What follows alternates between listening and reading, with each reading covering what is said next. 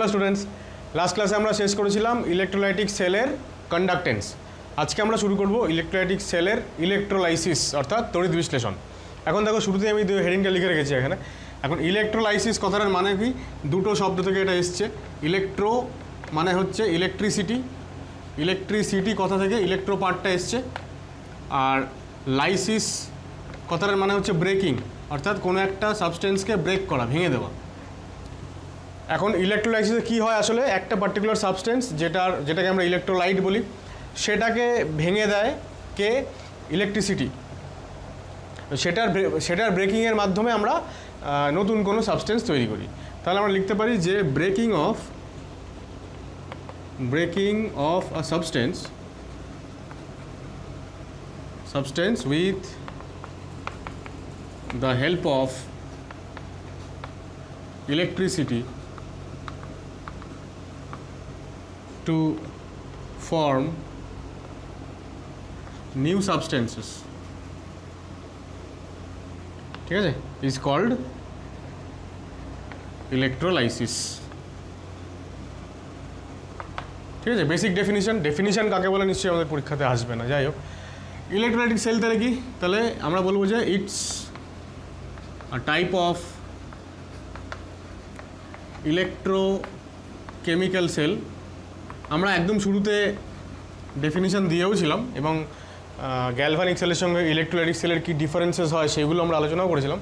ওই ডিটেলিংয়ে আর যাচ্ছি না। তাহলে ইন হুইচ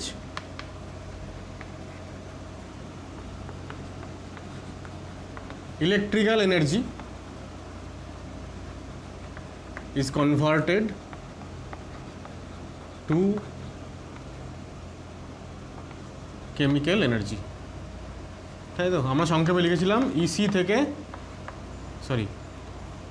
থেকে সিই, অর্থাৎ কেমিক্যাল এনার্জি তৈরি হয় কোত্থেকে না, ইলেকট্রিক্যাল এনার্জি থেকে। অর্থাৎ বাইরে থেকে একটা external source of electricity, battery ব্যবহার করা হয়। সুতরাং এক্ষেত্রে সমস্ত রিয়াকশানসগুলোই হয় নন স্পন্টেনিয়াস। ঠিক আছে, আমরা শুরুতে একটা ইলেকট্রোলাইটিক সেলের ছবি এঁকে নেব, তাহলে ব্যাপারটা বোঝাতে সুবিধা হবে। ইলেকট্রোলাইটিক সেলের ছবি আমরা অনেক ছোটোবেলা থেকেই আঁকতে অভ্যস্ত, কারণ অনেক ছোটোবেলা থেকেই আমাদের এগুলো সিলেবাসে রয়েছে। ঠিক আছে, তো ধরো এখানে একটা ইলেকট্রোড আছে, এটা একটা ইলেকট্রোড, আর এটা একটা ইলেকট্রোড। দুটো ইলেকট্রোড এখানে ডিপ করা আছে।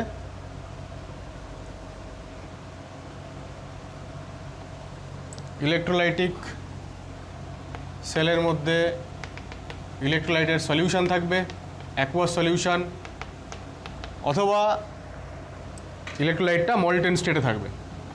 এইবার এখানে একটা ব্যাটারি থাকবে, ব্যাটারি কানেক্টেড হলে এখানে সাপোজ একটা কিছু আছে কি মতো, মানে সার্কিটটা ওপেন বা ক্লোজ করা যাবে এটার মাধ্যমে।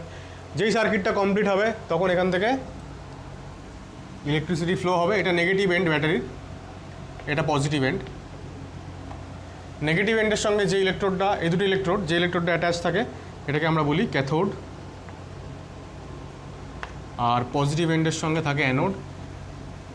আমরা গ্যালভানিক সেলে দেখেছিলাম যে ওখানে নেগেটিভ ইলেকট্রোডটা হয় অ্যানোড, এখানে পজিটিভ ইলেকট্রোড হচ্ছে অ্যানোড। কিন্তু ক্যাথোড বা অ্যানোডের বেসিক ডেফিনিশনটা কিন্তু একই থাকে। সেটা আমরা কি জেনেছিলাম, যে electrode in which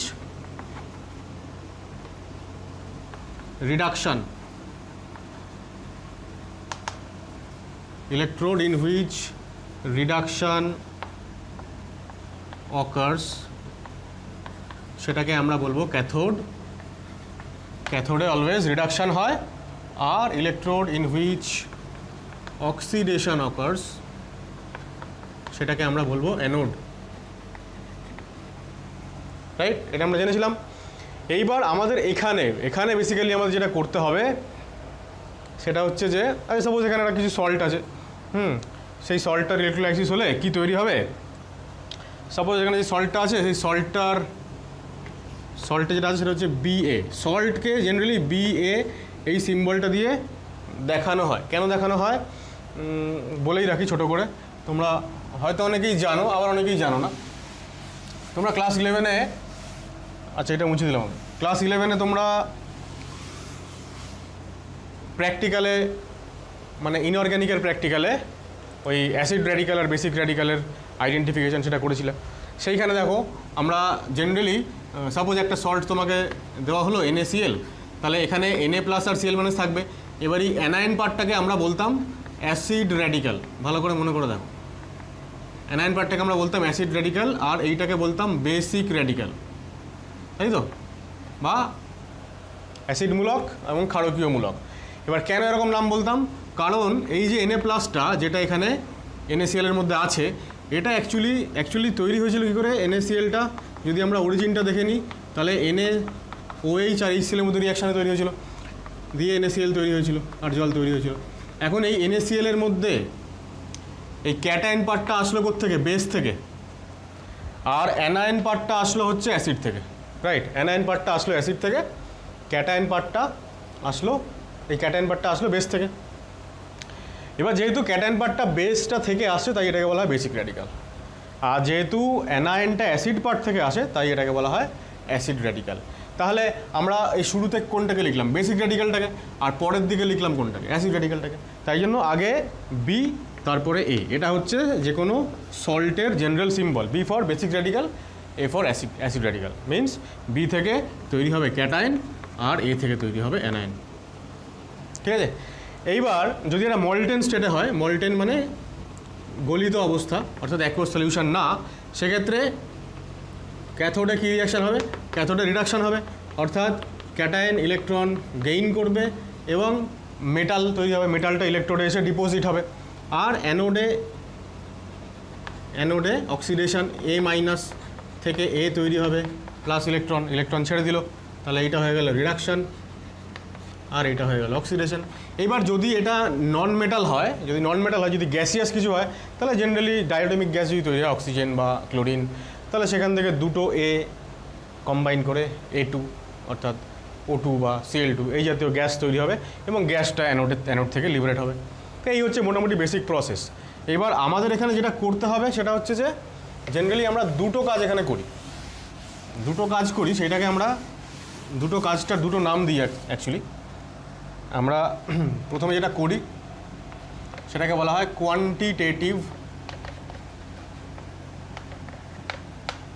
quantitative electrolysis.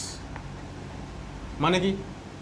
Quantitative কথাটা এসছে কোয়ান্টিটি বা পরিমাণ থেকে।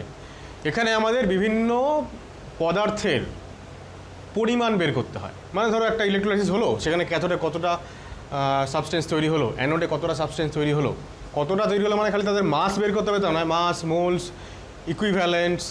ইভেন একটা ইলেকট্রোলাইসিস হওয়ার পরে যে সলিউশনটা পাওয়া গেল, যদি সলিউশনটা অ্যাসিডিক বা অ্যালকালাইন হয় তাহলে তার পিএইচ কত, এটসেট্রা। তাহলে এই কোয়ান্টিটেটিভ আলোচনাতে আমরা actually mass, moles, equivalents, number of equivalents মানে গ্রাম তুল্যাঙ্ক, যেটাকে আমরা বাংলায় বলি গ্রাম ইকুইভ্যালেন্ট বা গ্রাম তুল্যাঙ্ক। আর গ্রাম ইকুইভ্যালেন্ট না বলে অনেক সময় শুধু ইকুইভ্যালেন্ট কথাটাও ব্যবহার করা হয়, ঠিক আছে? ইমপ্লাইজ দ্যাট এটা গ্রাম ইকুইভ্যালেন্ট। এছাড়া পিএইচ অফ সলিউশন, তারপরে নাম্বার অফ পার্টিকেলস, হ্যাঁ, নাম্বার অফ পার্টিকেলস মানে নাম্বার অফ ইলেকট্রন হতে পারে তার মধ্যে, হ্যাঁ, নাম্বার অফ ইলেকট্রন হতে পারে, কটা ইলেকট্রন তৈরি হয়েছে, হ্যাঁ, মোলস অফ ইলেকট্রন, কত মোল ইলেকট্রন ট্রান্সফার হয়েছে। এই সমস্ত ক্যালকুলেশন পার্টটা যে ইলেকট্রোলাইসিসের যে পার্টের মধ্যে করা হয় সেটাকে আমরা বলবো কোয়ান্টিটেটিভ ইলেকট্রোলাইসিস। তার মানে এখানে বেসিক্যালি আমরা নিউমেরিক্যাল সলভ করবো, আর কিছু না। আর 2 নম্বর হচ্ছে অবশ্যই একটা যদি কোয়ান্টিটেটিভ হয় তাহলে একটা কোয়ালিটেটিভ ইলেকট্রোলাইসিস, ঠিক আছে? কোয়ালিটেটিভ মানে কোয়ালিটি, মানে কারুর কোয়ালিটি মানে কারুর নেচার কীরকম হয়, মানে কোন পার্টিকুলার ইলেকট্রোলাইটের ইলেকট্রোলাইসিস করালে কী তৈরি হবে বেসিক্যালি সেইটা খালি জানতে হয়। মানে এখানে সাবস্টেন্সেস ডিপোজিটেড অর লিবারেটেড, যদি গ্যাস হয় তাহলে গ্যাসটা লিবারেট হবে বা গ্যাসটা ইভলভড হবে, এই শব্দগুলো আমরা ব্যবহার করি, হ্যাঁ, অ্যাট ক্যাথোড অ্যান্ড অ্যানোড। মানে কোয়ালিটেটিভ পার্টটাতে বেসিক্যালি আমাকে চিনতে হবে যে একটা ইলেকট্রোলাইট দেওয়া থাকবে, সেটার ইলেকট্রোলাইসিস হওয়ার পরে কী কী তৈরি হবে, এইটুকু হচ্ছে কোয়ালিটেটিভ পার্ট। আর কোয়ান্টিটেটিভ পার্টে হচ্ছে আমাদের ক্যালকুলেশনসটা থাকবে। তা আমরা আজকে শুরু করব কোয়ান্টিটেটিভ পার্টটাই, প্রথম পার্টটা থেকেই আমরা শুরু করব, ঠিক আছে? এখন কোয়ান্টিটেটিভ পার্টে ফার্স্ট টাইম যেটা করতে হয় সেটা হচ্ছে, ফার্স্ট টাইম যেটা বলে রাখবো, তোমরা এখানে হেডিং করে দাও আবার কোয়ান্টিটেটিভ অ্যানালিসিস বা কোয়ান্টিটেটিভ ইলেকট্রোলাইসিস। এই পার্টের আন্ডারে শুরুতেই আমাদের যেটা জেনে রাখতে হবে, অ্যাকচুয়ালি ওটা অলরেডি আমরা ক্লাস 11-এ মোল কনসেপ্ট এবং অ্যাটমিক স্ট্রাকচার চ্যাপ্টারে জেনেছি। সেটা কি? সেটা হচ্ছে চার্জ অফ ইলেকট্রন। একটা ইলেকট্রনের চার্জ কত? 1.6 × 10⁻⁻19 coulomb.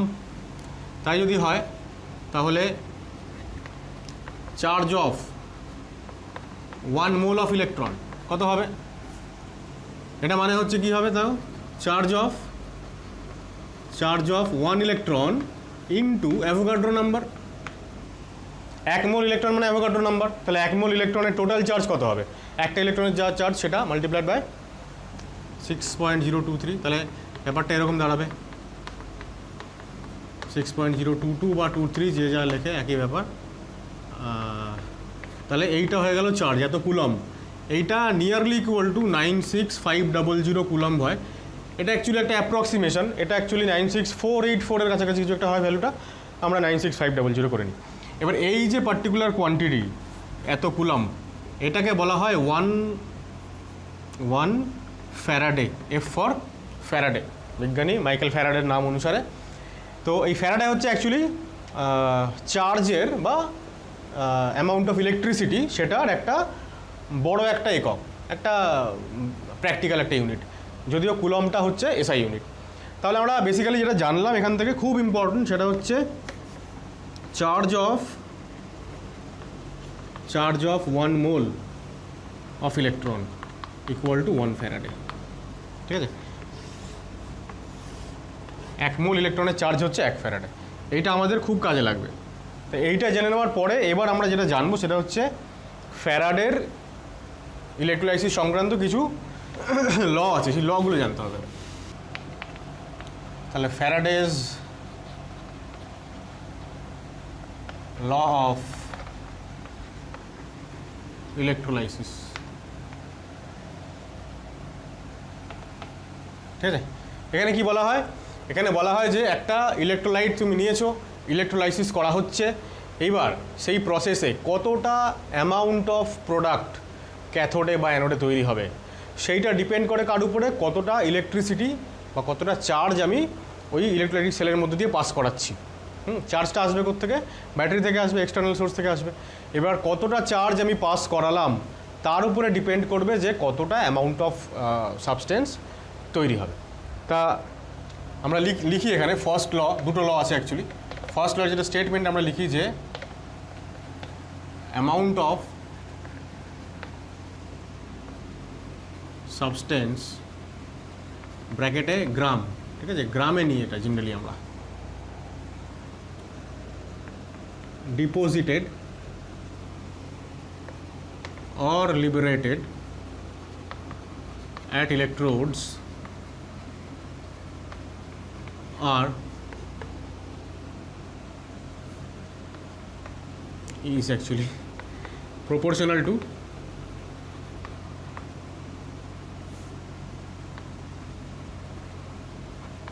amount of charge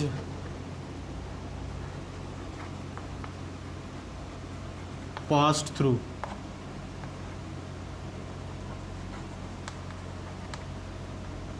the passed থ্রুই থাকে, এটুকুই থাকলে এখানে, তাহলে মোটামুটি ব্যাপারটা বোঝা যাবে। তাহলে মোট কথা হচ্ছে যে যদি W gram of a substance is obtained at electrode by passing q coulomb charge বা কিউ কুলম্ব ইলেকট্রিসিটি, চার্জের বদলে এখানে ইলেকট্রিসিটি কথাটাও ব্যবহার করা যেতে পারে, একই ব্যাপার। তাহলে আমরা লিখতে পারি যে ডাব্লিউ ভ্যারিজ উইথ কিউ। এইটা হচ্ছে first law of electrolysis, W varies with Q, যেখানে ডাব্লিউটা হচ্ছে গ্রামে আর কিউটা হচ্ছে কুলম্বে, ঠিক আছে, মানে চার্জটা হচ্ছে কুলম্বে। এবার যদি আমরা এই সাইনটা তুলে ইকুয়াল টু সাইন আনি, তাহলে একটা কনস্ট্যান্ট লাগাতে হবে, সেই কনস্ট্যান্টটাকে আমরা বলি জেড, তা W equal to Z Q, ঠিক আছে, এটা একটা ইকুয়েশন। এখন আমরা জানি যে অ্যামাউন্ট অফ চার্জ, যতটা চার্জ ক্যারিড আউট হচ্ছে সেইটা ইকুয়াল টু কী হয়, সেইটা ইকুয়াল টু হয় কারেন্ট ফ্লোন ইন্টু টাইম, যত সময় ধরে যতটা কারেন্ট ফ্লো করানো হচ্ছে সেটাই, তাই না? এখানটা লিখি, এটা আমরা কোত্থেকে পেলাম, কারণ amount of charge equal to বা amount of electricity equal to current strength into time, যেখানে এটা কুলম্বে আছে, তো কুলম্ব মানে অ্যাকচুয়ালি সি লিখি এখানে, সি ইকুয়াল টু, না অ্যাকচুয়ালি কিউটাই লিখি, Q equal to I into T, that means কিউটা হচ্ছে কুলম্বে, so this equal to ampere into second. তা বেসিক্যালি এইটাকে আমরা এখানে রিপ্লেস করলাম, W equal to Z I T, ঠিক আছে। এবার এই পার্টিকুলার যে ইকুয়েশনটা, এইটা আমাদের খুবই কাজে লাগে। এখন এখান থেকে আমরা আরেকটা ফর্ম ডিরাইভ করব, সেটা হচ্ছে আরেকটা ফর্ম না, অ্যাকচুয়ালি আমরা কী করবো, আমরা জেডটাকে ডিফাইন করব। জেডটা কী অ্যাকচুয়ালি, এই কনস্ট্যান্টের নামটা কী, এই কনস্ট্যান্টের নামটা হচ্ছে, আমি এখানটা লিখছি, এই জেডটাকে বলা হয় electro chemical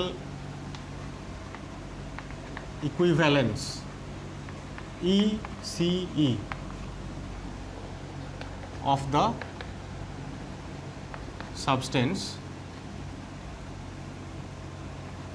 formed at electrode। ইলেকট্রোডের মধ্যে যে সাবস্টেন্সটা তৈরি হচ্ছে, ক্যাথোডে বা অ্যানোডে যে তৈরি হচ্ছে, তারই তো অ্যামাউন্ট ডাব্লু। সুতরাং জেডটা হচ্ছে সেই সাবস্টেন্সটারই ইলেকট্রোকেমিক্যাল ইকুইভ্যালেন্স। এবার অ্যাকচুয়ালি জেড ডিপেন্ডস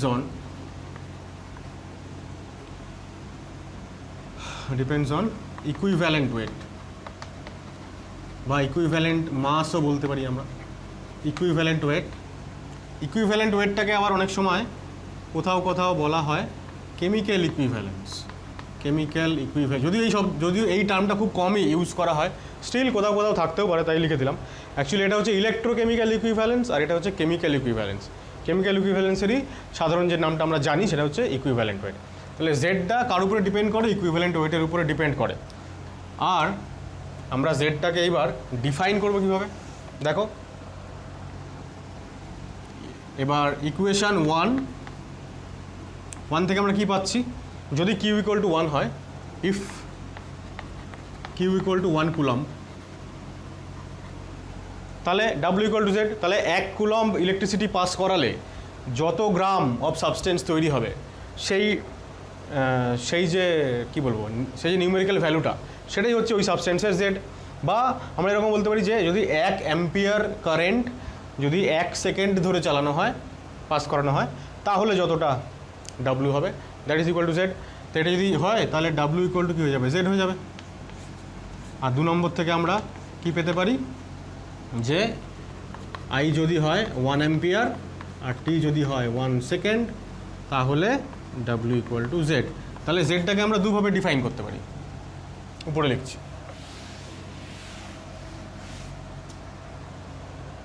তাহলে definition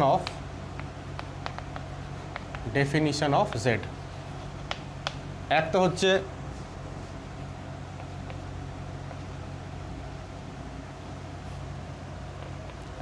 mass in gram of a substance deposited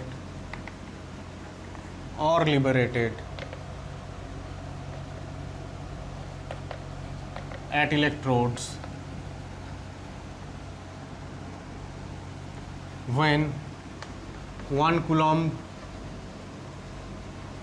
charge is passed. ঠিক আছে, যত গ্রাম তৈরি হয় সাবস্টেন্সটা,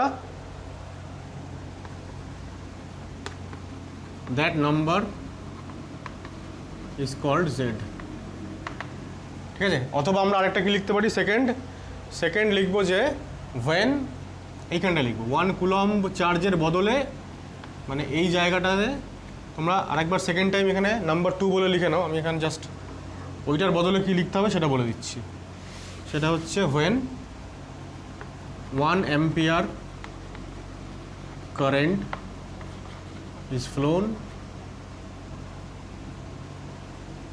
for 1 second। ঠিক আছে, অ্যাকচুয়ালি এটা এতটা হবে, এটার বদলে যতটুকু এখানে বক্স করলাম এটার বদলে এটাকে লিখে নাও, তাহলেই আমরা এখান থেকে জেডের কি পেয়ে গেলাম, জেডের আমরা ডেফিনিশন পেয়ে গেলাম। ঠিক আছে, কপি করো। এখন দেখো যে জেডের আমরা বললাম কি, যে জেড বা ইলেকট্রোকেমিক্যাল ইকুইভ্যালেন্স, এটা হচ্ছে কনস্ট্যান্ট, তাহলে Z value is constant for a certain substance. একটা নির্দিষ্ট সাবস্টেন্সের জন্য জেডের ভ্যালু কনস্ট্যান্ট। প্রত্যেকটা এলিমেন্টের জন্য জেডের আলাদা আলাদা ভ্যালু হয় এলিমেন্ট লেভেলে। ঠিক আছে, হ্যাঁ, সোডিয়ামের একটা জেডের ভ্যালু হয়, সিলভারের একটা ভ্যালু হয়, হাইড্রোজেনের একটা ভ্যালু হয়। প্রত্যেকটা এলিমেন্টের জেডের ভ্যালু কনস্ট্যান্ট এবং ফিক্সড, সেটা পাল্টায় না। আর ইউনিট অফ জেড কী হবে দেখো, ইউনিট অফ জেড আমরা লটা কি জানলাম যে W equal to Z Q, তাই তো? তাহলে জেড ইকুয়াল টু কী হবে, ডাব্লিউ বাই কিউ। ডাব্লিউটা আমি বলছিলাম কিসে, গ্রামে বলছিলাম, আর এটাকে কুলম্বে বলছিলাম। তাহলে জেডের ইউনিট হয়ে গেল গ্রাম কুলম্ব ইনভার্স। যদিও ইউনিটটা দেখতে একটু অদ্ভুত হতে, এটা গ্রাম হচ্ছে সিজিএস, কুলম্ব হচ্ছে এসআই, স্টিল এই ইউনিটটাই ব্যবহার করা হয়, কনভেনশনালি এটাই ব্যবহার হয়ে আসছে। তাই এটা মানে জেডের ইউনিটটা এখানে আমি বলতে পারি না যে এটা এসআই ইউনিট বা সিজিএস ইউনিট, ওই রকম নয়, এটা একটা প্র্যাকটিক্যাল ইউনিট, ব্যবহারিক একটা ইউনিট। এই হয়ে গেল ফার্স্ট ল সংক্রান্ত। আচ্ছা, এরপরে আসছে দেখো সেকেন্ড ল। দুখানাই ল আছে ফ্যারাডের ল। ফার্স্ট লটা আমরা বললাম, সেকেন্ড লটা হচ্ছে একই রকম, আবারও যদি দুটো আলাদা আলাদা আমি যদি ইলেকট্রোলাইটিক সেল নিই, সেখানে আলাদা আলাদা ইলেকট্রোলাইট রাখা আছে। এবার দুটোতেই আমি সেপারেটলি একই পরিমাণ ইলেকট্রিসিটি পাস করালাম। এটাতেও যদি কিউ কুলম্ব হয়, এটাতেও কিউ কুলম্ব, একই পরিমাণ ইলেকট্রিসিটি। তাহলে দেখা যাবে যে যতটা করে অ্যামাউন্ট অফ সাবস্টেন্স তৈরি হচ্ছে ক্যাথোড বা অ্যানোডে, সেইটা ওই সাবস্টেন্সগুলোর ইকুইভ্যালেন্ট ওয়েট তার সঙ্গে প্রপোর্শনাল হবে। যার ইকুইভ্যালেন্ট ওয়েট যত বেশি হবে সেটা তত বেশি বেশি পরিমাণে তৈরি হবে। ঠিক আছে, যেমন ধরো আমি বলছি যে একটা সিলভার নাইট্রেট ধরো রাখা আছে একটা ইলেকট্রোলাইটিক সেলে, আরেকটা ইলেকট্রোলাইটিক সেলে রাখা আছে সোডিয়াম ক্লোরাইড। এবার এই অবস্থায় এই দুটোর মধ্যেই আমি পাঠালাম হচ্ছে, এখানে আমি পাঠালাম কিউ কুলম্ব চার্জ পাঠালাম, আর এখানেও আমি কিউ কুলম্ব চার্জ পাঠালাম, সেম অ্যামাউন্টের চার্জ পাঠালাম। এবারে কোনটা যে কতটা তৈরি হবে, কত অ্যামাউন্ট মানে মাস, কত গ্রাম করে তৈরি হবে, সেইটা ডিপেন্ড করবে ওদের ইকুইভ্যালেন্ট মাসের উপরে। ঠিক আছে, অর্থাৎ ডাব্লু ইন গ্রাম অবশ্যই, এইটা ডিপেন্ড করবে কার উপরে, ইকুইভ্যালেন্ট ওয়েটের উপরে। তো এটাই হচ্ছে সেকেন্ড ল, যার ইকুইভ্যালেন্ট মাস বেশি সেইটা তত বেশি বেশি পরিমাণে তৈরি হবে। আমরা জানি যে এখান থেকে ক্যাথোডে সিলভার তৈরি হয়, আমরা কোয়ালিটেটিভ যখন আলোচনা করবো তখন এগুলো আমরা আরও ডিটেলে জানবো। এখানে ধরো সিলভার তৈরি হবে ক্যাথোডে, সিলভারের ইকুইভ্যালেন্ট মাস হচ্ছে 108, 108। আর এক্ষেত্রে ক্যাথোডে তৈরি হবে সোডিয়ামের ইকুইভ্যালেন্ট মাস হচ্ছে 23। অর্থাৎ এখানে সোডিয়াম তৈরি হবে 23 গ্রাম, আর এখানে সিলভার তৈরি হবে 108 গ্রাম। যদি আমরা এই যে চার্জটা, এটা যদি আমরা কিউ কুলম্ব তো পাঠাচ্ছি, কিউটা যদি অ্যাকচুয়ালি 96500 হয়, 1 ফ্যারাডে যদি হয় সেটা, আদারওয়াইজ ডিফারেন্ট যদি অ্যামাউন্টটা ভ্যারি করে তাহলে এই মাসটাও ভ্যারি করবে। মোট কথা হচ্ছে যে if same amount of charge is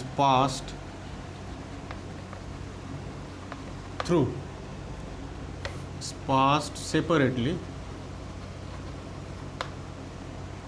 through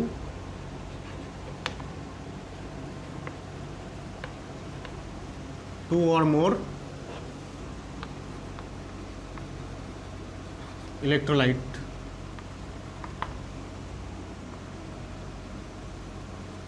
তাহলে amount of substances deposited or liberated is proportional to their equivalent mass. ঠিক আছে, এটার একটা আলাদা ফর্মও আছে, সেটা হচ্ছে ধরো W1/W2, মানে দুটো আলাদা কন্টেনার, একটাতে সিলভার তৈরি হলো W1 গ্রাম, এখানে সোডিয়াম তৈরি হলো W2 গ্রাম, তাহলে দিস ইকুয়াল টু E1/E2। ঠিক আছে, এই হচ্ছে ফর্ম, বা এটাও form, W varies with E। আচ্ছা, এইবার আমরা যেটা দেখবো সেটা হচ্ছে combination of Faraday's first and second law. দুটো লয়ের কম্বিনেশনে আমরা আরেকটা ফর্মুলা পাই, যেইটা হচ্ছে আমাদের প্রবলেম সলভ করার জন্য, নিউমেরিক্যাল সলভ করার জন্য খুব ইম্পর্ট্যান্ট। এবং এই জায়গাটা খুব গুরুত্বপূর্ণ, খুব ভালো করে একটু মন দিয়ে ব্যাপারটা বোঝার চেষ্টা করো। সেটা হচ্ছে ধরো ফার্স্ট ল থেকে আমরা পেলাম W varies with W varies with আমরা পেলাম Q, এটা হচ্ছে আমরা পেলাম ফার্স্ট ল থেকে। আর সেকেন্ড ল থেকে আমরা পেলাম W varies with E, second law থেকে। আমরা যদি কম্বাইন করি এই দুটোকে, তাহলে আমরা বলতেই পারি যে W varies with Q into E, এটা বলা যাবে। এখন এই সাইনটা তুলে আমি যদি এখানে ইকুয়াল টু সাইন দিতে চাই, তাহলে এটা কনস্ট্যান্ট লাগবে, constant into Q into E। ঠিক আছে, এইবার এগোতে গেলে পাশে আমাকে একটা জিনিসকে ডিফাইন করতে হবে, সেটা হচ্ছে যে আমরা একটু আগে বলছিলাম না 1 ফ্যারাডে মানে 96500 কুলম। তা 1 ফ্যারাডে অ্যাকচুয়ালি কিসের ইউনিট? ইলেকট্রিসিটি ইউনিট বা চার্জের ইউনিট। এখন এটার ডেফিনিশন হচ্ছে যে amount of charge that produces বা দ্যাট ফর্মস 1 গ্রাম ইকুইভ্যালেন্টস, অথবা আমরা ম্যাক্সিমাম টাইম এটাকে 1 ইকুইভ্যালেন্ট এরমভাবে ডিনোট করব, অফ এনি সাবস্টেন্স। ঠিক আছে, ইজ কল্ড 1 ফ্যারাডে। 1 ফ্যারাডে হচ্ছে ততটা পরিমাণ চার্জ, যেই চার্জটা পাস করালে যে কোনো সাবস্টেন্সের 1 গ্রাম ইকুইভ্যালেন্ট মানে 1 ইকুইভ্যালেন্ট সেইটা ক্যাথোডে বা অ্যানোডে জমা হবে। সাপোজ আমি সোডিয়াম ক্লোরাইডের মল্টেন সোডিয়াম ক্লোরাইড অর্থাৎ গলিত সোডিয়াম ক্লোরাইড তার আমি ইলেকট্রোলাইসিস করছি। এবার আমাকে যদি ক্যাথোডে 23 গ্রাম সোডিয়াম তৈরি করতে হয় বা অ্যানোডে 35.5 গ্রাম ক্লোরিন গ্যাস তৈরি করতে হয়, এই দুটো সংখ্যাই হচ্ছে সোডিয়াম বা ক্লোরিনের ইকুইভ্যালেন্ট ওয়েট। তাহলে এই পরিমাণ যদি সোডিয়াম বা ক্লোরিন তৈরি করতে হয়, তাহলে আমাকে 1 ফ্যারাডে ইলেকট্রিসিটি কিন্তু ওই ইলেকট্রোলাইটিক সেলের মধ্যে দিয়ে পাস করাতে হবে। এবার যখনই আমি 1 ফ্যারাডে পাস করাচ্ছি, তখনই বোথ ক্যাথোড অ্যান্ড অ্যানোড দু জায়গাতেই কিন্তু 1 ইকুইভ্যালেন্ট করে সাবস্টেন্স তৈরি হচ্ছে। ঠিক আছে, ক্যাথোডেও 1 ইকুইভ্যালেন্ট মেটেরিয়াল ডিপোজিট হবে, আর অ্যানোডেও 1 ইকুইভ্যালেন্ট মেটেরিয়াল লিবারেটেড হবে। তাহলে এইবার দেখো, এবার আমি যে চার্জটা পাস করিয়েছি, অ্যাকচুয়ালি যে ফার্স্ট ল থেকে আমরা যেটা পেলাম সেটা হচ্ছে কিউ অ্যামাউন্টের চার্জ আমরা পাস করিয়েছি, তখন W গ্রাম সাবস্টেন্স তৈরি হয়েছে। এইবার যতটা অ্যামাউন্টের চার্জ আমি পাস করিয়েছি, দ্যাট ইজ কিউ, এইটা যদি এফ হয়, হ্যাঁ, মানে আমরা লিখছি যে যদি মানে if Q equal to F, অর্থাৎ আমি যদি 1 ফ্যারাডে চার্জ পাস করাই, তাহলে 1 ফ্যারাডে চার্জ পাস করালে কতটা অ্যামাউন্ট অফ মেটেরিয়াল তৈরি হবে? 1 গ্রাম ইকুইভ্যালেন্ট। সেক্ষেত্রে আমরা বলতে পারি যে তখন ডাব্লুটা হয়ে যাবে অ্যাকচুয়ালি ইটা ইকুইভ্যালেন্ট, তো একটু আগে বললাম ইকুইভ্যালেন্ট ওয়েট ইটা বা ইকুইভ্যালেন্ট মাস। তাহলে যখন কিউটা এফ, অর্থাৎ যখন আমি 1 ফ্যারাডে ইলেকট্রিসিটি পাস করিয়েছি, তখন অর্থাৎ 1 গ্রাম ইকুইভ্যালেন্ট অফ 1 গ্রাম ইকুইভ্যালেন্ট মানে কি? গ্রাম ইকুইভ্যালেন্ট মানে ইকুইভ্যালেন্ট যে নাম্বার মাস, সেটাকে যদি আমরা গ্রামে রিপ্রেজেন্ট করি, তাহলেই সেটাকে আমরা বলতে পারি যে 1 ইকুইভ্যালেন্ট। তো আমরা এরকম বলতে পারি যে 23 গ্রাম সোডিয়াম মানে হচ্ছে 1 ইকুইভ্যালেন্ট অফ সোডিয়াম, তাই না? তারপর ধরো 8 gram of oxygen, this equal to 1 equivalent of oxygen. বা আমরা বলতে পারি 35.5 gram of chlorine this equal to 1 equivalent of chlorine. তাহলে যে কোনো সাবস্টেন্সের 1 ইকুইভ্যালেন্ট বা 1 গ্রাম ইকুইভ্যালেন্ট মানে হচ্ছে তার ইকুইভ্যালেন্ট মাস যত তত গ্রাম। তাহলে এই ডাব্লিউটা আমাদের গ্রামেই ছিল, তাহলে ইকুইভ্যালেন্ট ওয়েট যত তত গ্রাম মানেই হচ্ছে 1 ইকুইভ্যালেন্ট। আর সেটা তৈরি হবে কখন? যখন আমি 1 ফ্যারাডে চার্জ পাস করব। তাহলে এইবার এইগুলোকে যদি আমি এই ইকুয়েশানে বসাই, প্রথমত এটাকে বক্স করতে ভুলে গেছি, এইবার এখানে যদি বসাই তাহলে ডাব্লিউ জায়গায় কী বসাবো? ই, কে থাকলো, কিউবের জায়গায় কী বসাবো? এফ বসাবো, আর এখানে ই থাকলো। সুতরাং দেখো ব্যাপারটা দাঁড়ালো যে কে ইকুয়াল টু 1/f। কে যদি 1/f হয় তাহলে এই ইকুয়েশান থেকে ফাইনালি আমরা কি লিখতে পারি? W equal to Q E, আর কে এর বদলে 1/f। তাহলে এই যে ইকুয়েশানটা আমি পেলাম, এইটা হচ্ছে আমাদের ভীষণ ভীষণ ভীষণ গুরুত্বপূর্ণ একটা ইকুয়েশান। এই ইকুয়েশান ব্যবহার করে আমরা প্রবলেম সলভ করব। কারেক্ট? আশা করা যায় এই ডেরিভেশনটা বোঝানো গেল। ডেরিভেশন হয়তো পরীক্ষায় আসবে না, কিন্তু ব্যাপারটা কীভাবে কী হচ্ছে সেটা আমাদের অবশ্যই জেনে রাখতে হবে, আর এইটা খুব ইম্পর্ট্যান্ট। রাইট? এবার আমরা কী করবো দেখো, এখান থেকে আমরা আর একটা ফর্ম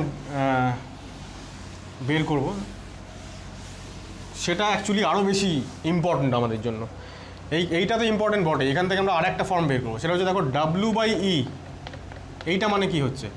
এটা মানে Q/F হচ্ছে। তো অ্যাকচুয়ালি এখানে আমরা কিউটাকে কিন্তু I/T লিখতে পারতাম, যেহেতু একটু আগে আমরা বললাম যে কিউ কুলম্ব মানে অ্যাম্পিয়ার ইন্টু সেকেন্ড। তাহলে এটাকে ITE, অ্যাকচুয়ালি গুণ সাইনগুলো দিচ্ছি না, ITE লিখতে পারতাম আমরা। ঠিক আছে? তাহলে এটাও কিন্তু একই ফর্ম, দুটো ইকুয়েশনেরই একই ফর্ম। তাহলে আমরা বলতে পারি যে এইটা, অথবা আমরা এখান থেকে এটা বলতে পারি,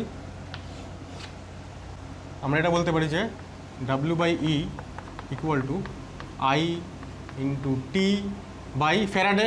ফ্যারাডে মানে কত? 96500 কুলম্ব না? তাহলে 96500 এটা লিখলাম। এবার দেখো কেন এটা কুলম্ব করলাম, কারণ এটা যদি কুলম্ব হয় আর এই যে অ্যাম্পিয়ার ইন্টু সেকেন্ড মানে উপরেরটাও কুলম্ব, তার মানে আলটিমেটলি এটা ইউনিটলেস হয়ে গেল। তার মানে এবার বাদিকটাও আমার ইউনিটলেস। এইবার এই বাদিকটাকে, এই জিনিসটাকে কী বলে দেখো, খুব ইম্পর্টেন্ট এটা, মাস বাই ইকুইভ্যালেন্ট মাস। মনে করে দেখো আমরা 11-এ শিখেছিলাম যে নাম্বার অফ মোল মানে মাস বাই মোলার মাস। আবার আমি এখানে বানান করেও লিখে দিচ্ছি, moles equal to mass by molar mass. খুব ইম্পর্টেন্ট এটা, ভীষণ ইম্পর্টেন্ট, ভালো করে লক্ষ্য করো। মাসকে যদি আমি মোলার মাস দিয়ে ডিভাইড করি তাহলে মোল পাবো।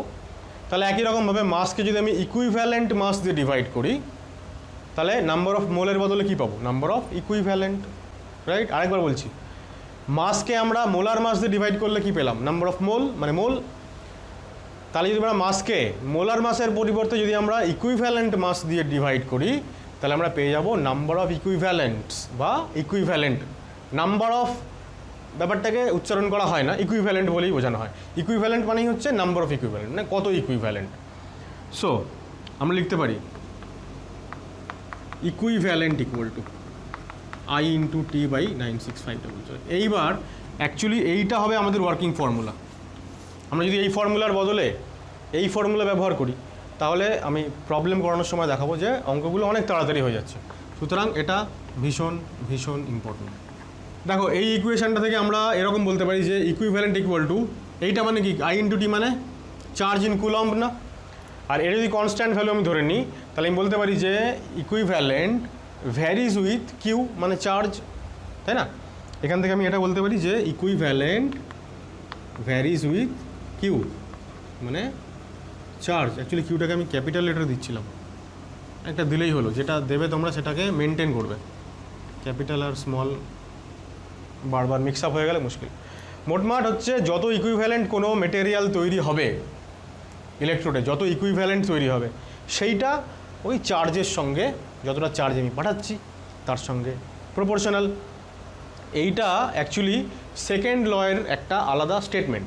এখানে আমরা এরকম বলতে পারি যে ধরো এটা যদি, এই কিউটা যদি 1 ফ্যারাডে হয়, মানে এই উপরেরটা কিউ, তো এটা যদি 1 ফ্যারাডে হয় তাহলে 1 ফ্যারাডে মানে উপরেও কি হয়ে যাবে? 96500, মানে এটা আউট হয়ে যাবে, তাহলে এটা পড়ে থাকবে। তাহলে ইকুইভ্যালেন্ট ইকুয়াল টু কত হয়ে যাবে? 1। তাহলে দেখো এখান থেকে আমরা ওই ফ্যারাডের যে ডেফিনিশন লিখেছিলাম না, ওইটাকে আমরা এখান থেকে চলে আসতে পারছি ওখানে, যে যদি এইটা 1 ফ্যারাডে হয় তাহলে ইকুইভ্যালেন্ট ইকুয়াল টু হয়ে যাবে 1। তাহলে তাহলে এটাই তো ফ্যাক্ট যে যত বেশি চার্জ আমি পাস করাবো তত বেশি number of equivalence of substance সেটা তৈরি হবে ইলেকট্রোডে, ঠিক আছে। তাহলে আমরা এখান থেকে এরকম লিখতে পারি, দেখো যদি সেম অ্যামাউন্টের চার্জ যদি পাস করানো হয়, আমরা এখান থেকে যেটা পেলাম যে ইকুইভ্যালেন্ট আর চার্জ প্রপোর্শনাল, তাহলে সেম অ্যামাউন্টের চার্জ পাঠালে সেম নাম্বার অফ ইকুইভ্যালেন্ট তৈরি হবে। তাহলে আমরা ওটা লিখছি, একটু খুব ইম্পর্টেন্ট এই জায়গাটা, very very important. Same equivalent of substances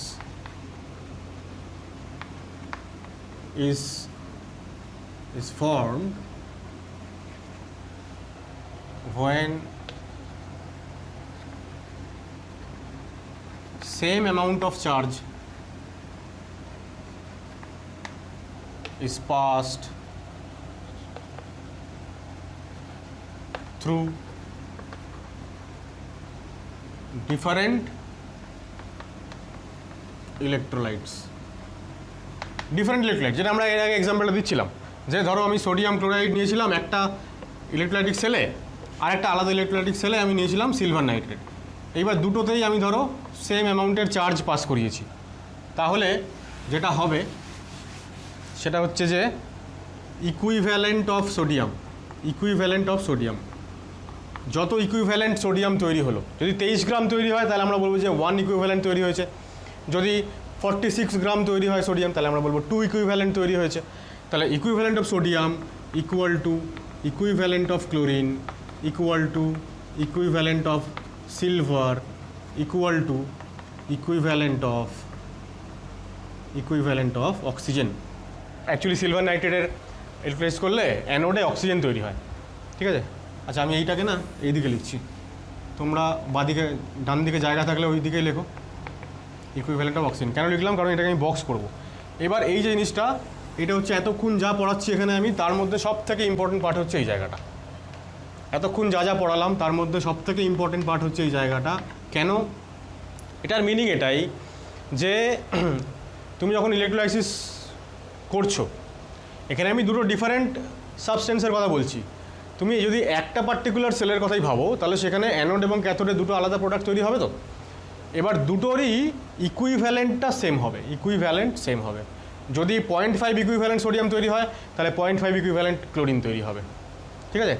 যদি এটা কপার সালফেট হয় তাহলে কপার তৈরি হয় ক্যাথোডে, আর অ্যানোডে অক্সিজেন তৈরি হয়। তাহলে যদি 5 ইকুইভ্যালেন্ট কপার তৈরি হয় তাহলে 5 ইকুইভ্যালেন্টই অক্সিজেন তৈরি হবে। এবার নাম্বার অফ ইকুইভ্যালেন্ট যে আমি পেয়ে গেলাম, নাম্বার অফ ইকুইভ্যালেন্টটা কোত্থেকে পেয়ে যাবো আমি?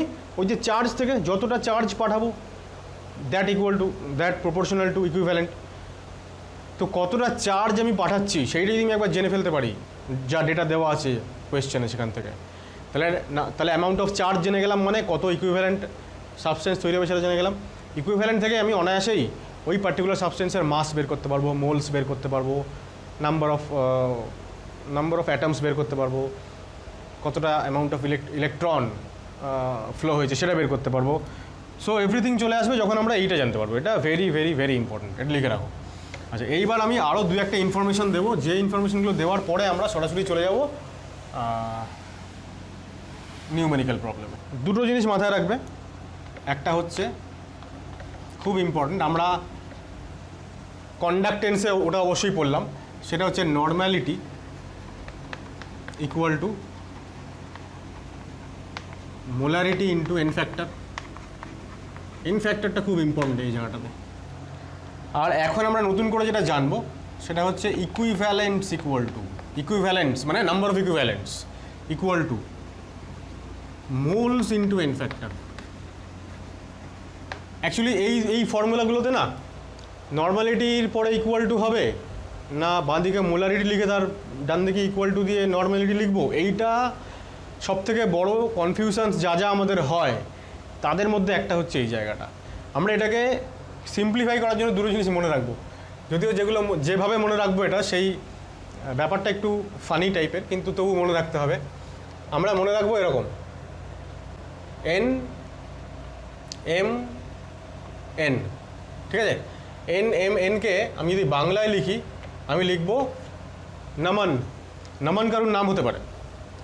আর এখানে আমি লিখব EMN, সাপোজ এই নামটা অনেকটা ফ্যামিলিয়ার আমাদের কাছে, ইমন কারুর নাম হতে পারে। ইমন মানে EMN, ইটা বাঁদিকে থাকলো ইকুইভ্যালেন্ট, তারপর ইকুয়াল টু দিয়ে এম আর এন মানে মোলস আর এন ফ্যাক্টর। আর এখানটায় normality equal to molarity into N factor, normality molarity N factor. তাহলে এখানে হয়ে গেল NMN নমন, আর এখানে হয়ে গেল EMN ইমন। ঠিক আছে, তো নমন আর ইমন এই দুটো মোটামুটি ম্যাচিং, তাই এই দুটো মনে রাখলে আমাদের এইগুলো খুব সুন্দর মনে থাকবে। আর এখান থেকে আর একটা জিনিস, আমি মোল কনসেপ্ট চ্যাপ্টারটাকে এখান থেকে একটু রিলেট করাতে চাইছি, কারণ এগুলো আমাদের ভীষণ ভীষণ ভীষণ দরকার হবে। আর কি হয়, এইগুলো যদি আমাদের খুব ভালো মনে থাকে, মানে তোমার যদি মোল কনসেপ্ট চ্যাপ্টার খুব ভালো মনে থাকে, তাহলে তুমি অবশ্যই মোল কনসেপ্টের সঙ্গে এটাকে তুমি রিলেট করাতে পারবে, এবং সেইটা তুমি যখনই করাতে পারবে তখনই এই ফ্যারাডে ইলেকট্রোলাইসিস সংক্রান্ত যে প্রবলেমস সেইগুলো খুব তাড়াতাড়ি সলভ হয়ে যাবে। অ্যাকচুয়ালি দেখো, ইলেকট্রোকেমিস্ট্রি চ্যাপ্টারটা এমন একটা চ্যাপ্টার যেখানে 11-এর অনেকগুলো চ্যাপ্টারের অ্যাপ্লিকেশন এখানে আমরা পাচ্ছি। হ্যাঁ, chemical equilibrium, thermodynamics, ionic equilibrium, এখন এখানটায় আমরা পাবো মোল কনসেপ্ট বা রেডক্স চ্যাপ্টারের অনেক কিছু অ্যাপ্লিকেশন আমরা এখানে পাবো। সুতরাং ইলেকট্রোকেমিস্ট্রি ইটসেলফ হচ্ছে এমন একটা চ্যাপ্টার যেটা খুব ভালোভাবে তৈরি হয়ে যাওয়া মানে হচ্ছে তোমার 11-এর ওই চ্যাপ্টার্সগুলোরও একটা রিভিশন হয়ে যাওয়া। দেখো, মোল কনসেপ্ট আমরা পড়েছিলাম যে N ইকুয়াল টু W/M, তার মানে আমরা পড়েছিলাম যে moles equal to mass by molar mass. ঠিক আছে, অ্যাকচুয়ালি আমরা কী পেয়েছিলাম দেখো, আমরা একটা এরকম ফ্লো চার্ট বানিয়েছিলাম, সে মনে হয় তোমাদের, যে ধরো তোমার মোলস আছে, মোলস। আচ্ছা, আমি এখান থেকে আরেকটা যেটা এখন পেলাম সেটাও বলে নিই।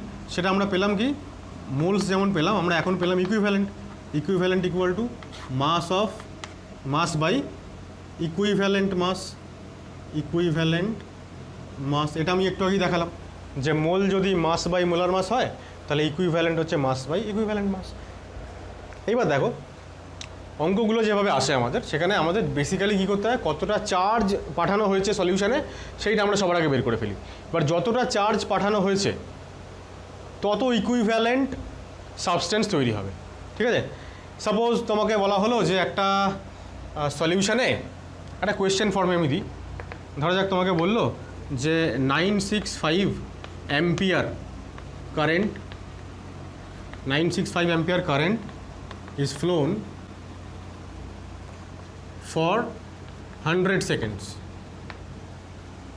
ঠিক আছে, এইটুকু ইনফরমেশন যদি তোমার কাছে দেওয়া থাকে, তাহলে আমি এখান থেকে কী পেতে পারি, তাহলে আমি এখান থেকে পেতে পারি যে 965 অ্যাম্পিয়ার ইন্টু 100 সেকেন্ড, এইটা মানেই হচ্ছে তোমার 96500 কুলম্ব, তাই না? তার মানে এটাই হচ্ছে 1 ফ্যারাডে।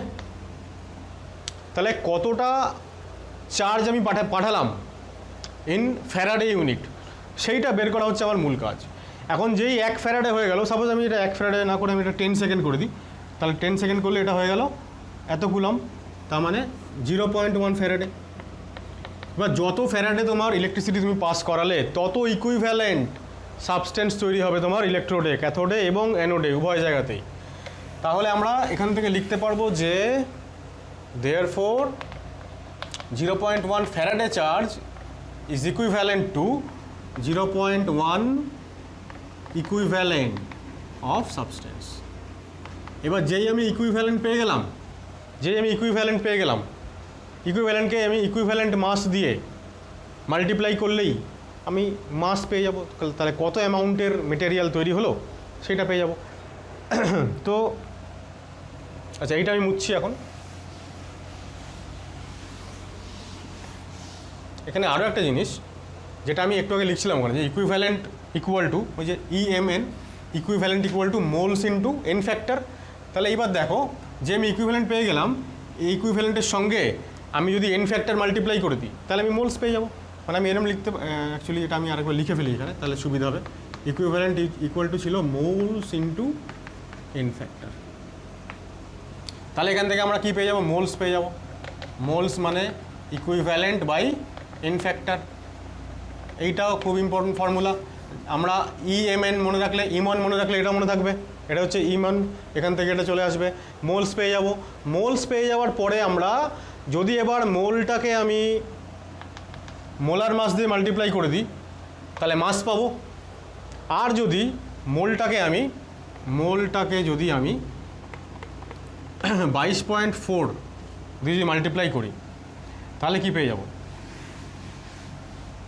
তাহলে পেয়ে যাব volume in litre at 180 m and 273 kelvin. তাই তো? বুঝতে পারলাম কি বললাম? তাহলে কতটা ভলিউম অফ সাবস্টেন্স তৈরি হয়েছে যদি অক্সিজেন, ক্লোরিন সমস্ত গ্যাস থাকে সেটাও জানতে চাইবে, তখন আমাকে এইভাবে আসতে হবে। ঠিক আছে? যতটা চার্জ সেখান থেকে ইকুইভ্যালেন্ট থেকে মোলস থেকে ভলিউম। ঠিক আছে? তাহলে এই পুরো ব্যাপারটা আমি একটা কী বলে ওটাকে, একটা ফ্লো চার্টের মাধ্যমে দেখিয়ে দিচ্ছি, তারপর আমরা প্রবলেম শুরু করব। তাহলে ইকুইভ্যালেন্ট যখন আমরা পাবো, ইকুইভ্যালেন্ট কোথা থেকে পাবো? চার্জ থেকে পাবো। যত ফ্যারাডে তত ইকুইভ্যালেন্ট। চার্জটাকে যদি আমি ভাগ করে দিই কী দিয়ে ভাগ করবো? এন ফ্যাক্টর দিয়ে যদি ভাগ করি তাহলে আমি পেয়ে যাবো মোলস। ঠিক আছে? মোলসটাকে যদি আমি মাল্টিপ্লাই করি 22.4 দিয়ে তাহলে আমি পেয়ে যাব ভলিউম অ্যাট এনটিপি বা এসটিপি। এনটিপি লিখলাম। কেন এনটিপি লিখলাম? কারণ বর্তমানে তো এসটিপি মানে অ্যাকচুয়ালি 22.7 বোঝায়। 22.7 দিয়ে মাল্টিপ্লাই করলে আমি বলতে পারি যে ভলিউম অ্যাট এসটিপি আমি পাবো। ঠিক আছে? আর যদি মোলসটাকে আমি মাল্টিপ্লাই করি মোলার মাস তাহলে কি পেয়ে যাবো? মাস পেয়ে যাবো। তাহলে এই এতগুলো জিনিস দেখো আমি এখান থেকে পেয়ে যাচ্ছি। এইগুলোর যে কোনো একটা আমাদের কিন্তু কোয়েশ্চেনের মধ্যে থাকবে, এগুলোই থাকবে আর কি। আর এখানে এন ফ্যাক্টর সংক্রান্ত আমি বিশেষ কিছু আলোচনা এখানে করতে চাইছি না, কারণ আমরা অলরেডি কন্ডাক্টেন্স পার্টে এন ফ্যাক্টর পড়েছি। অ্যাসিডের এন ফ্যাক্টর কি কত হয়, বেসের কত হয়, এবং সল্টের কত হয়। সল্টের মানে টোটাল চার্জ, না ক্যাটায়ন বা অ্যানায়নের টোটাল চার্জ। আমি এখানে যে তিনটে গ্যাসের আমি এন ফ্যাক্টর মেনশন করে দেবো, যেটা আমাদের খুব দরকার পড়বে বিভিন্ন সময়। সেটা হচ্ছে দেখো N factors of hydrogen, oxygen, ক্লোরিনটা আগে লিখি, হাইড্রোজেন, ক্লোরিন, অক্সিজেন। হাইড্রোজেনের এন ফ্যাক্টর হচ্ছে 2, ক্লোরিনের 2, অক্সিজেনের 4। ঠিক আছে? দেখো আজকের ফার্স্ট অঙ্ক হচ্ছে ক্যালকুলেট জেড বের করতে বলেছে ওই কটা এলিমেন্টের জন্য। এবার আমি একটা জিনিস যখন বলতে ভুলে গেছি, মিস করেছিলাম, সেটা হচ্ছে যে দেখো কম্বাইন্ড লটা আমরা পেয়েছিলাম W=QE/F, এটা একটা পেয়েছিলাম। আর ফ্যারাডের ফার্স্ট লটা ছিল W=ZQ। ঠিক আছে? তাহলে এই দুটো যদি আমরা কম্পেয়ার করি তাহলে আমি পাবো যে QE/F =ZQ।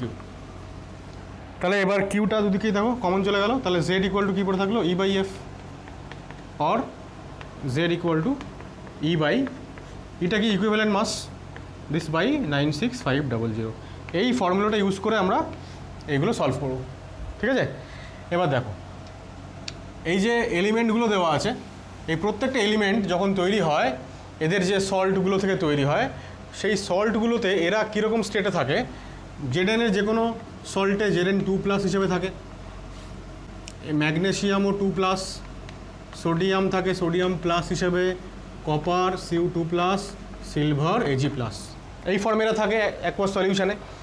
এবার আয়নগুলোর জন্য যেটা চার্জ সেটাই হচ্ছে ওদের এন ফ্যাক্টর। এন ফ্যাক্টর যদি আমি জানি তাহলে আমি অর্থাৎ ইকুইভ্যালেন্ট মাস বের করতে পারবো। ইকুইভ্যালেন্ট মাসের ফর্মুলা কি? Molar mass by N factor. ঠিক আছে? তাহলে জেড অফ সিলভার = E/, এটা E মানে কি? মোলার ইকুইভ্যালেন্ট মাস মানে molar mass by N factor. Molar mass 108, সিলভারের মোলার মাস মানে এখানে অ্যাটমিক মাস, যেহেতু অ্যাটমিক ফর্মে থাকে এরা মেটালসগুলো, বাই 1 যেহেতু চার্জ, ওটা হচ্ছে এন ফ্যাক্টর বাই 96500। এইটা ক্যালকুলেট করলে যা হবে সেটা। আপাতত আমরা ক্যালকুলেশন পার্টে যাচ্ছি না। ঠিক আছে? কারণ এই পার্টিকুলার জেড বের করো এরকম কোনো অঙ্ক পরীক্ষায় আসবে না, সঙ্গে আরও কিছু থাকবে। তো সুতরাং আমরা এখন এটা আর ক্যালকুলেশন করছি না। একই রকমভাবে কপারের কী হবে দেখো, কপারের হচ্ছে 63.5 বাই 2 96500, ঠিক আছে। সোডিয়াম সব কটা আমি করছি না, 2-3টেই করছি। সোডিয়াম হচ্ছে 23 বাই 1 96500, তাই হচ্ছে এদের জেড। আর প্রত্যেকটা জেডের পাশে আমাকে কী লিখতে হবে, গ্রাম কুলম ইনভার্স লিখতে হবে। জেডের ইউনিট হচ্ছে গ্রাম পার কুলম, ঠিক আছে। বাকিগুলো করে নাও। সেকেন্ড অঙ্কটা দেখো, সেকেন্ডটা কী বলছে দেখো, calculate ratio of mass of Fe3+ and Fe2+। Mass বের করতে বলেছে। আমরা অ্যাকচুয়ালি দুখানা ফর্মুলা এখানে ইউজ করবো। হ্যাঁ, আমরা একটা ফর্মুলা বললাম যে W ইকুয়াল টু, যেটা হচ্ছে তোমার কম্বাইন্ড ল থেকে যেটা পেলাম, যে W equal to Q, Q মানে I ইন্টু টি E/F, এটা একটা ফর্মুলা পেলাম আমরা, ঠিক আছে। আর একটা ফর্মুলা যেটা আমরা পেলাম সেটা হচ্ছে এই যে Q/E করে যেটা পেলাম এখান থেকে, যেটাকে আমরা বলছিলাম যে Q/E মানে হচ্ছে equivalent, this equal two IT/F মানে 96500। যখন আমাদের মাস বের করতে বলবে তখন আমরা এই ফর্মুলা ইউজ করবো, পরেরটা। মাস ছাড়া আরও যদি কিছু বের করতে বলে, পরের অঙ্কটা যেমন ধরো আছে ইকুইভ্যালেন্ট, মোলস, মাস, মানে মোল, ইকুইভ্যালেন্ট, আরও যদি অন্য কিছু বের করতে বলে তখন আমরা জেনারেলি এই ফর্মুলা ব্যবহার করবো, সেকেন্ডটা। মাস বের করতে বললে ওপরেরটা, যদিও সেকেন্ড ফর্মুলাটা অনেক বেশি কনভেনিয়েন্ট, আমরা দেখবো আরও এক্সাম্পল করার সময়। তাহলে এখানে মোটমাট আমাদের যেটা করতে হবে যে রেশিও বের করতে হবে। কার কার রেশিও? Fe3+ এর মাসের রেশিও আর Fe2+ এর মাস রেশিও, দুটোর মাসের রেশিও। এতটা ইলেকট্রিসিটি পাস করানো হয়েছে, ঠিক আছে। তাহলে দেখো W ইকুয়াল টু কী হচ্ছে, W অ্যাকচুয়ালি প্রথমে করি আমি Fe2+, কত হচ্ছে দেখো, কারেন্ট কতটা, মানে এই যে এইটুকু না, আইটি মানেই তো হচ্ছে কিউ, মানে যতটা চার্জ পাস করা হয়েছে, তো সেটাই তো হচ্ছে 0.2F into equivalent wait. Equivalent wait কত? 56 হচ্ছে এর মোলার মাস, মানে অ্যাটমিক মাস, বাই চার্জ মানে 2, আর নিচে হচ্ছে তোমার এফ আর এফ আউট হয়ে গেল। তাহলে পড়ে থাকলে কত দেখো, এটা আউট হয়ে গেল, তাহলে অ্যাকচুয়ালি 5.6 W Fe2+, এত গ্রাম, ঠিক আছে। আর Fe3+ যদি হয় তাহলে W Fe3+ যদি হয় তাহলে 0.2F ইন্টু 56/3 হবে না, চার্জটা 3 আছে, বাই এফ। তার মানে যেটা দাঁড়ালো, যে কী দাঁড়ালো বলো তো, 50, এটা অ্যাকচুয়ালি 2/3 মানে 112, মানে 11.2/3, 3.7 গ্রাম। তাহলে এই হয়ে গেল এদের মাস রেশিও, 5.6 গ্রাম, 5.6:3.7।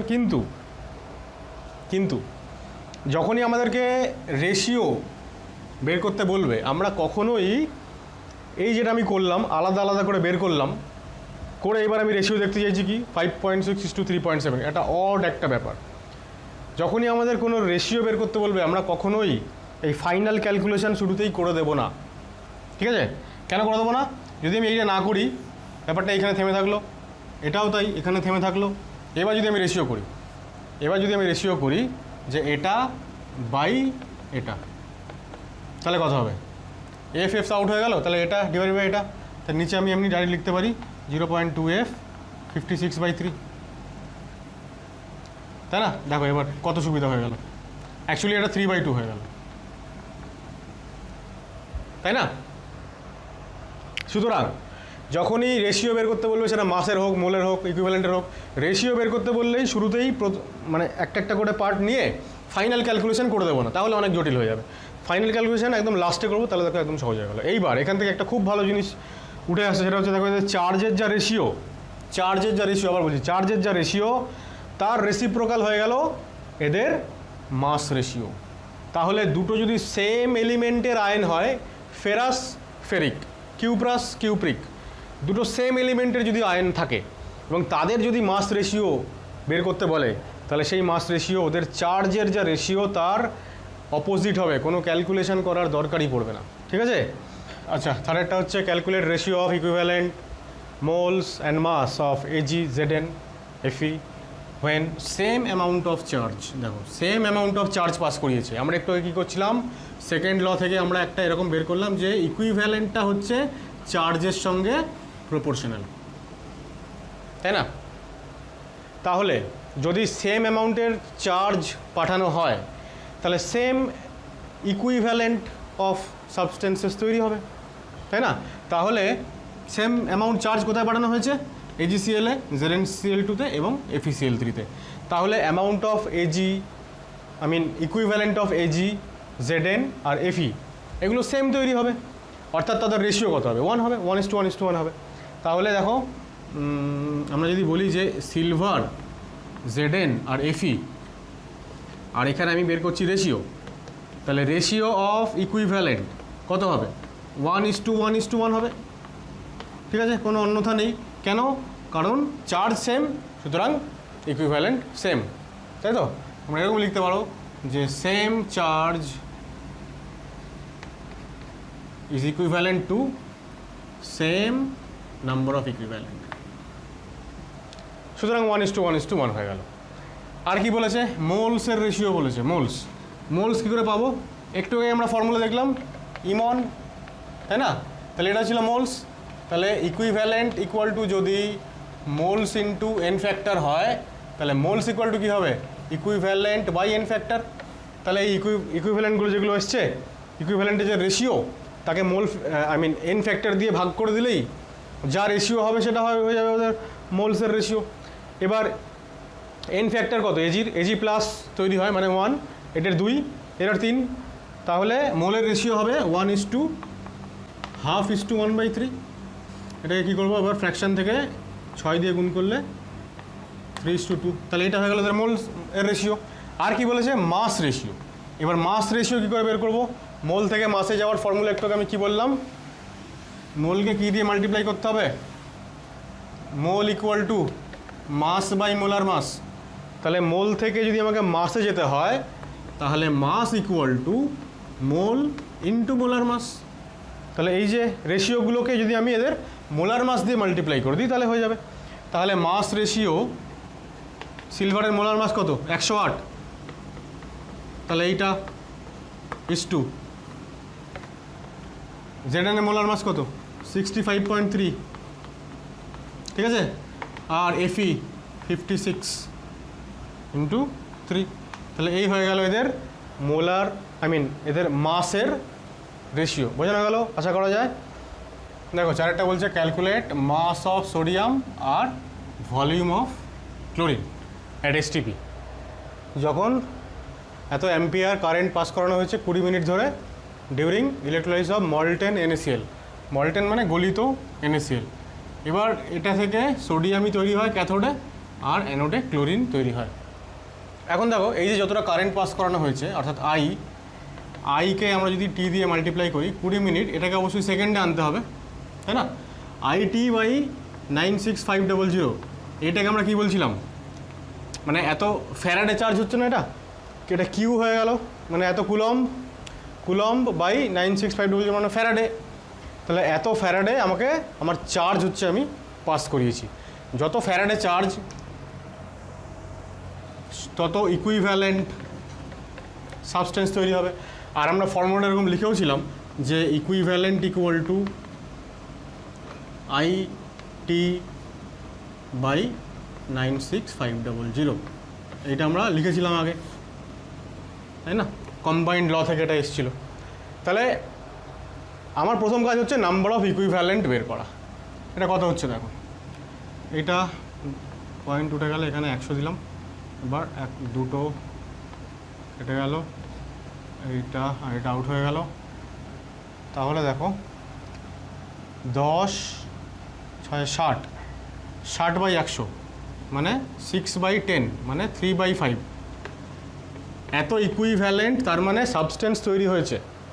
তার মানে আমরা বলবো যে equivalent of sodium equal to equivalent of Cl2 equal to কত? 3/5, ঠিক আছে? তাই যদি হয়, এবার তুমি ভাবো আমাকে বের করতে বলেছে সোডিয়ামের মাস। ইকুইভ্যালেন্ট থেকে মাসে কী করে যাব? এই যে একটু আগে আমি বলছিলাম যে ইকুইভ্যালেন্টকে যদি আমরা, আমি ডাইরেক্ট এখানে লিখছি ডাব্লু সোডিয়াম ইকুয়াল টু, ইকুইভ্যালেন্টকে যদি আমরা ভাগ করি কি দিয়ে, এন ফ্যাক্টর দিয়ে, তাহলে আমরা পেয়ে যাব মোল। তাহলে সোডিয়ামের এন ফ্যাক্টর হচ্ছে 1, কারণ সোডিয়ামের চার্জ হচ্ছে 1, আর মোলকে আমি মাল্টিপ্লাই করব মোলার মাস দিয়ে, তাহলে পেয়ে যাব মাস, তাই না? তাহলে 3/5 মানে 3 × 23/5, এইটা এত গ্রাম হয়ে গেল সোডিয়াম যেটা আমরা পাবো। তাহলে এবার সিম্পলি ক্যালকুলেশন করে দাও, 5 মানে 5 14 70 মানে 13.95 হয়ে গেল, এত গ্রাম হয়ে গেল, ঠিক আছে? আর ক্লোরিনের বলেছে ভলিউম বের করতে, তাহলে ক্লোরিনের ভলিউম বের করতে গেলে কী করতে হবে, ভলিউম অফ Cl2। তাহলে ক্লোরিনের যেটা ইকুইভ্যালেন্ট ডিভাইডেড বাই ক্লোরিনের এন ফ্যাক্টর কত, 2 বলেছিলাম, মনে করে দেখো, হাইড্রোজেন ক্লোরিনের 2 আর অক্সিজেনের 4, তাহলে এন ফ্যাক্টর দিয়ে ভাগ করলাম, পেয়ে গেলাম ক্লোরিনের মোলস। এবার নাম্বার অফ মোলকে কত দিয়ে মাল্টিপ্লাই করতে হবে, এসটিপিতে ভলিউম বলেছে না, এসটিপিতে ভলিউম বললে আমরা জানি যে এসটিপিতে 1 মোলের ভলিউম হচ্ছে 22.7 লিটার, এনটিপি বললে 22.4 লিটার। তাহলে এটা তো মোল, তাহলে এত মোল, 1 মোলের যদি 22.4 হয় তাহলে দিস ইন্টু 22.4 বা 22.7 রাদার, তাহলে এত লিটার হয়ে গেল, ঠিক আছে? এইবার কত হয়ে যাবে দেখো, এটা অ্যাকচুয়ালি 11.35, তাহলে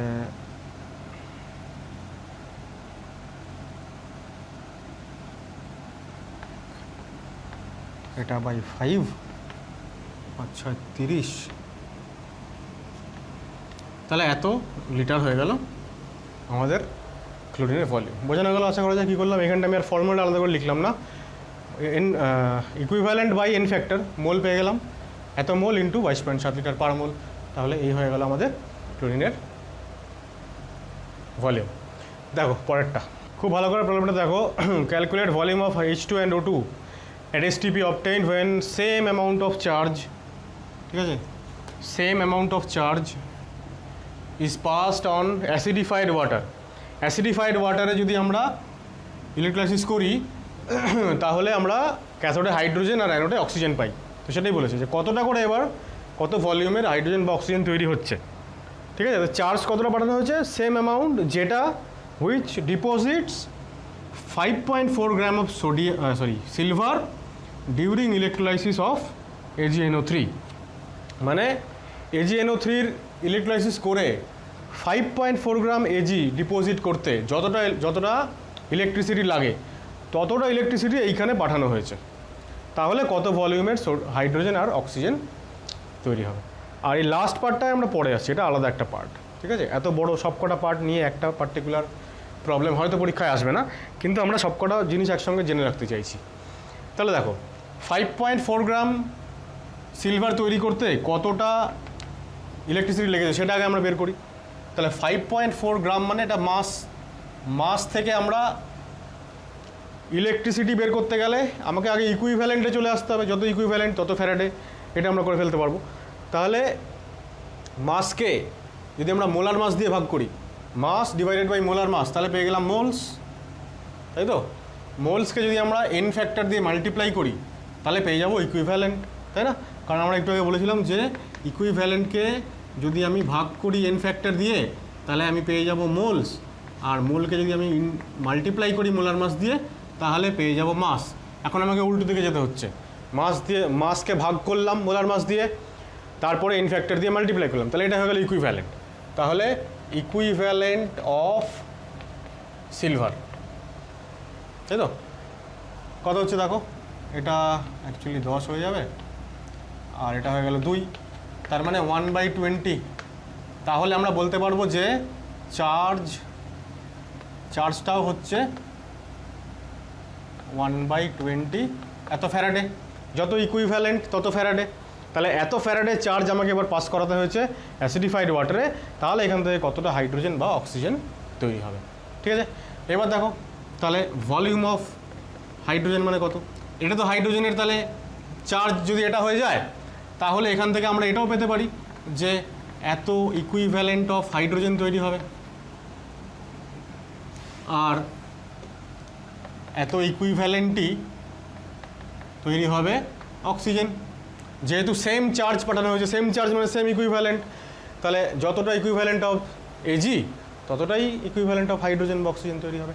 এখন দেখো এই যেভাবে আমি প্রবলেমটা করাচ্ছি, this is the safest and fastest way. তুমি এবার বইতে, বিশেষ করে আমাদের টেক্সট বইগুলোতে বাংলা ভার্সনের যেভাবে করে দেওয়া থাকে প্রবলেমগুলো অনেক লেংদি হয়।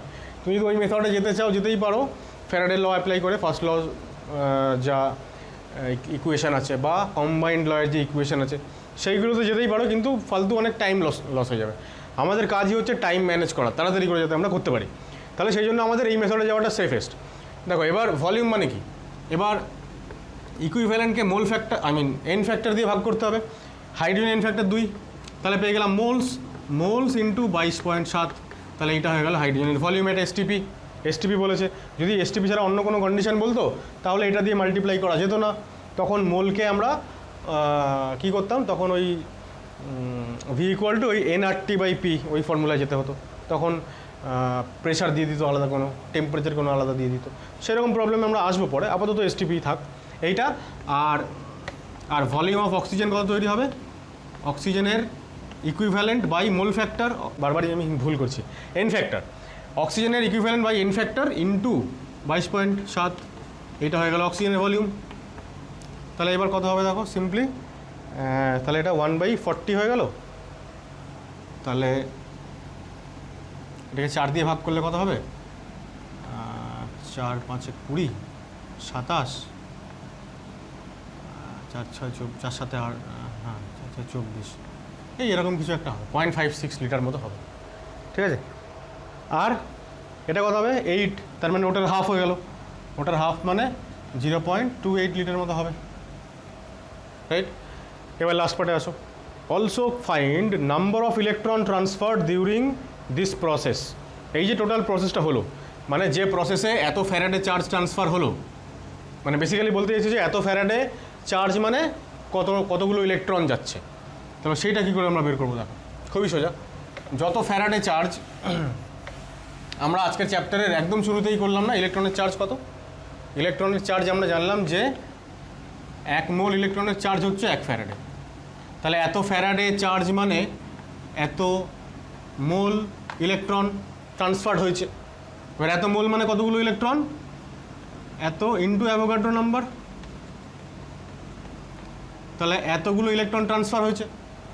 তাহলে সেটা মানে কত হবে দেখো, 2 দিয়ে ভাগ করলে কত হচ্ছে, এটা 3.011 আর 10⁻²2, তাহলে এতগুলো ইলেকট্রন ট্রান্সফার হয়েছে। যদি বলে যে কত মোল ইলেকট্রন ট্রান্সফার হয়েছে, তাহলে যত ফ্যারাডে তত মোল, তাই না। 1 ফ্যারাডে যদি 1 মোল ইলেকট্রনের চার্জ হয়, তাহলে যত ফ্যারাডের চার্জ ট্রান্সফার হবে তত মোল অফ ইলেকট্রন ট্রান্সফার হয়েছে, রাইট। আচ্ছা, আজকের ভিডিওটা আমরা এখানেই থামাচ্ছি। নেক্সট ভিডিওতে আমরা কী করব, এই ধরনের প্রবলেমস, মানে আরও অনেক ধরনের এরকম প্রবলেম হয়, সেই সমস্ত প্রবলেম নিয়ে আলোচনা করব। আর তারপরের ভিডিওতে আমরা যাব কোয়ালিটেটিভ ইলেকট্রোলাইসিসে।